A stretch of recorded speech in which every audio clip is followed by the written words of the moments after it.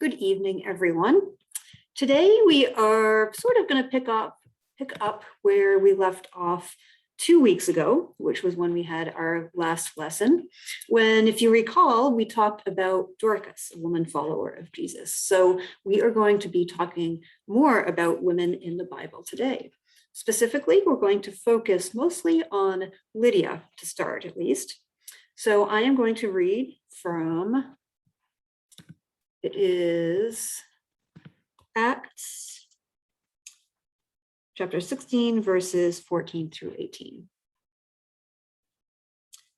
On the Sabbath, we went outside the city gate to the riverbank, where we thought there might be a place for prayer. We sat down and began to talk with the women who had gathered. One of these women was Lydia, a Gentile God worshiper from the city of Thyatira, a dealer in purple cloth. As she listened, the Lord enabled her to embrace Paul's message. Once she and her household were baptized, she urged, "Now that you have decided that I am a believer in the Lord, come and stay in my house." And she persuaded us.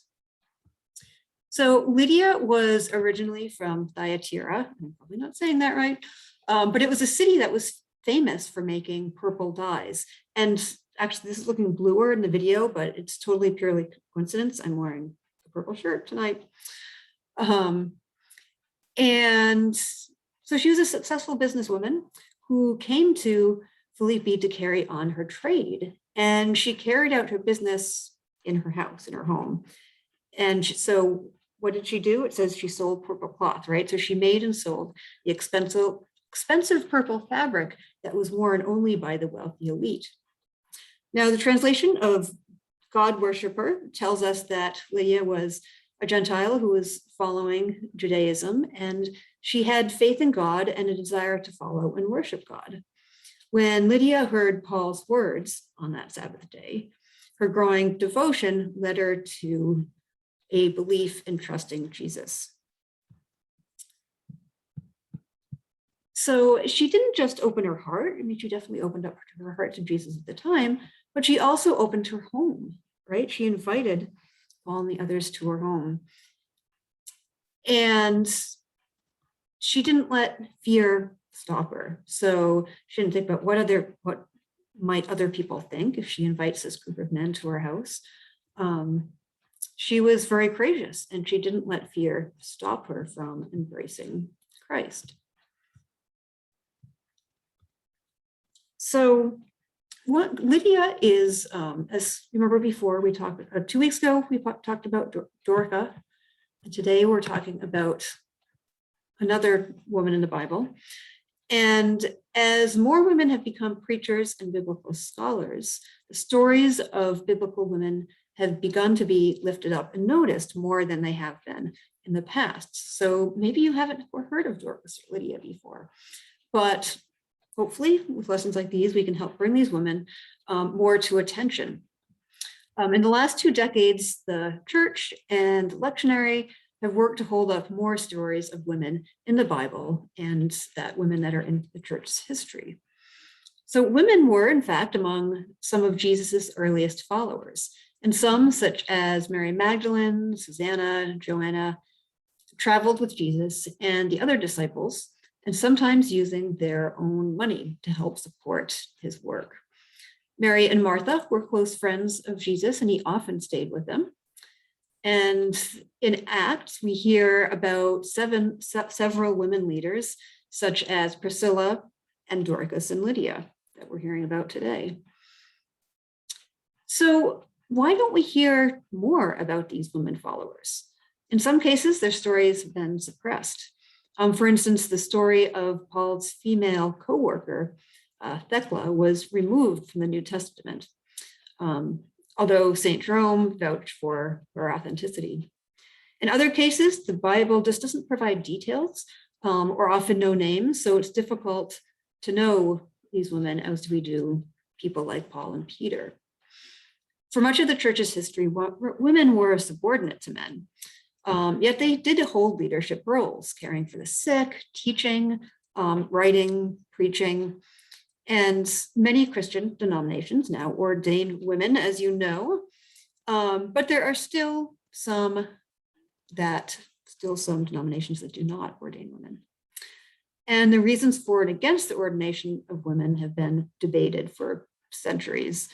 And those who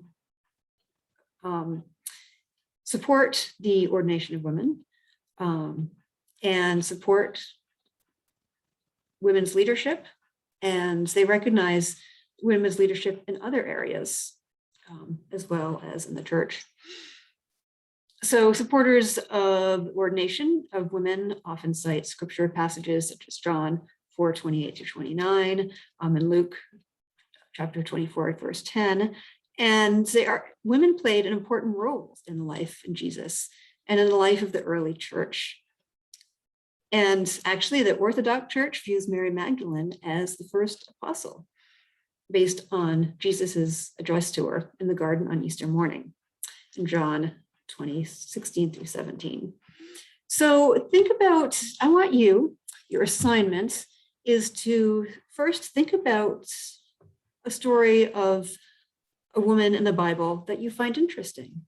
And who's that woman, and what is interesting to you about that story? And if you can't think of one off the top of your head, well, maybe take a peek and look for some stories of women in the Bible.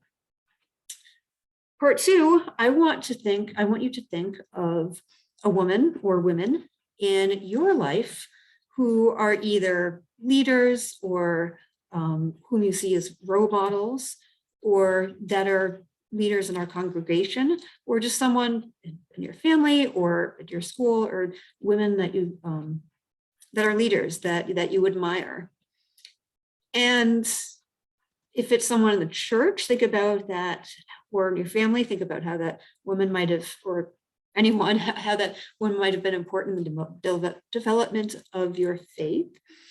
And as sort of an optional part two of thinking about these women, if you'd like, I'd like you to take it a step further and thank that woman. Maybe if it's someone in our congregation at church next Sunday, you could just thank them for the role they've played in your life, whether it's a leadership role or being a role model, or just because they've taught you something.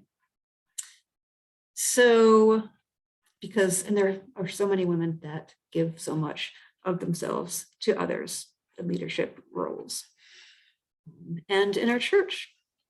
So that's it for today. Have a great week. Enjoy this beautiful spring weather we're having. It's so pretty out today. I just went for a walk with a friend, and the little bluets, or those little flowers, are up beside the carriage roads, and all the trees. They're just beginning to get their leaves, so they're out, but they're still really small. And I love that moment. It's like lasts a couple of days, right? And then there are the leaves, and it's like, where did they come from? So I hope you do get out to enjoy this wonderful weather that we have. And I will see you next time.